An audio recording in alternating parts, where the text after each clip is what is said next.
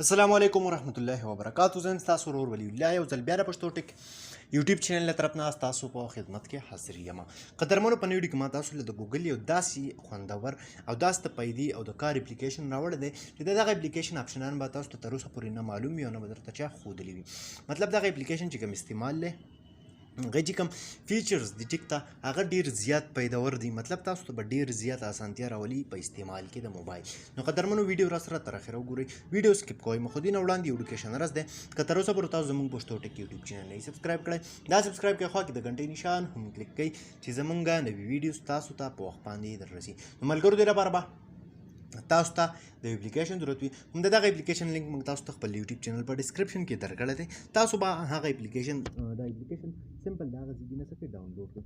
بس که دلته کې تاسو وګورئ په دې کې تاسو له ډېر شی اپشنان چې دي هغه راځي. یو خبره خو دا ده دې کې تاسو ټیکسټ چې دی کاپي کولی شئ. دا وګورئ ډایرکټلی کوم ټیکسټ چې دی هغه تاسو د دې په ذریعه کاپي کولی شئ، اورېدلی هم شئ، سلیکټ کولی هم شئ او ځان سره یې سیو کولی هم شئ. اولنی استعمال د دې موږ سره دا دی.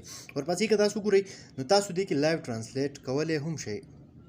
مثال په تور یو سبق وي هغه تاسو کومې ژبې ته چینج کول غواړئ نو هغه تاسو څنګه چینج کولی شئ. دلته کې تاسو وګورئ سمپل ټرانسلیټ ته راشئ. دلته کې پښتو چې کومه ژبه وي هغه تاسو سلیکټ کړئ چې کومه یوه ژبه تاسو بلې ژبې ته اړولی شئ.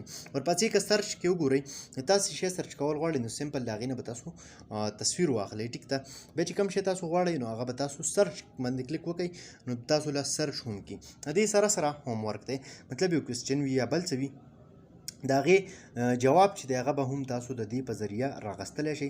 سمپل چې کوم ستاسو سره وي ټیک ته کوېسچن د هغې نه به تاسو څه وکړئ تصویر واخلئ، هغه به بیا دغه شانتې په دې کې تاسو څه کوئ بند کړئ. ټیک ده، ښه ښکلی به یې ریسایز کړئ او د هغې سره به تاسو څه وکړئ سلیکټ به یې کوئ نو دا به تاسو له د دې مکمل جواب راولي. دا وګورئ تاسو ته دلته کې دغه شانتې د دې مکمل چپټر د دې جواب هر ځای درله راواغستل. بس شاپینګ دی، مطلب تاسو یو ناشنا څیز ومومئ او تاسو د هغې معلومات اخیستل غواړئ چې دا ماته چېرته میلاویږي. مثال په تور دا بک دی، صحیح ده، دا وګورئ تاسو زه دا ګورم چې دا ماته چېرته میلاویږي نو د دې سره دا وګورئ دلته کې ماله د هغې مکمل ډیټیلز راواغستل چې کوم شاپ کې میلاویږي، فردر د دې سره کوم بکس دي ریلیټډ هر څه چې دي نو هغه تاسو په دې په ذریعه شاپینګ هم کولی شئ. مطلب تاسو یو ناشنا څیز ومومئ ووینئ نو د هغې مکمل هر څه اخیستلی شئ.